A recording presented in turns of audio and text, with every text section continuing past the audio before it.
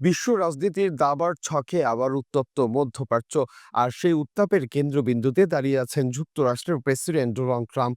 যুদ্ধের হুমকি, সামরিক প্রস্তুতি আর বিতর্কিত সিদ্ধান্ত সব মিলিয়ে তিনি এখন যেন এক কঠিন রাজনৈতিক গ্যারাকলে বন্দী। প্রশ্ন উঠেছে, ইরানের বিরুদ্ধে সম্ভাব্য সামরিক পদক্ষেপ কি কেবল কূটনৈতিক চাপ, নাকি সত্যি যুদ্ধের কাউন্টডাউন শুরু হয়ে গেছে? গত কয়েক সপ্তাহে মধ্যপ্রাচ্যে নজিরবিহীন সামরিক শক্তি জড়ো করেছে যুক্তরাষ্ট্র। যুদ্ধ বিমান, বিমানবাহী রণতরী এবং হাজারো সেনা প্রস্তুত রাখা হয়েছে। লক্ষ্য একটা, ইরান। কিন্তু কেন এই সংঘাত? স্পষ্ট ব্যাখ্যা এখনো পায়নি মার্কিন জনগণ।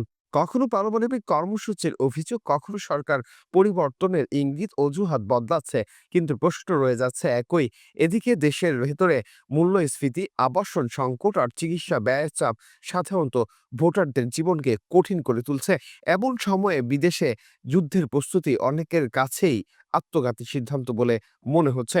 বিশেষজ্ঞরা বলছেন, ট্রাম্পের নিজের দল রিপাবলিকান পার্টির ভেতরেও বাড়ছে অস্বস্তি। কারণ বিদেশে দীর্ঘমেয়াদী যুদ্ধের বিরোধিতা ছিল তাদের অন্যতম রাজনৈতিক প্রতিশ্রুতি।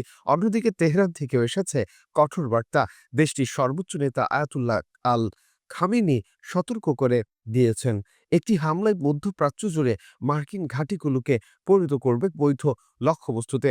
বিশ্লেষকদের মতে এই যুদ্ধ যদি শুরু হয়, তা কোনোভাবেই স্বল্পমেয়াদী হবে না, বরং আফগানিস্তান বা ইরাকের মতো দীর্ঘ ব্যয়বহুল সংঘাতে ছড়িয়ে পড়ার ঝুঁকি প্রবল।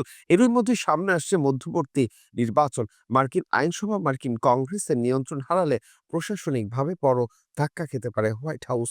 আর সুযোগের অপেক্ষায় রয়েছে প্রতিদ্বন্দ্বী ডেমোক্রেটিক পার্টি। তাই এখন ট্রাম্পের সামনে এক কঠিন দ্বিধা, পিছিয়ে গেল আন্তর্জাতিক অঙ্গনে দুর্বলতার অভিযোগ, আর হামলা চালালে দেশের ভেতরে রাজনৈতিক অর্থনৈতিক ঝড়। এই সিদ্ধান্তই নির্ধারণ করতে পারে শুধু একটি যুদ্ধের ভবিষ্যৎ নয়, বরং আমেরিকার আগামী দিনের রাজনীতির গতিপথ।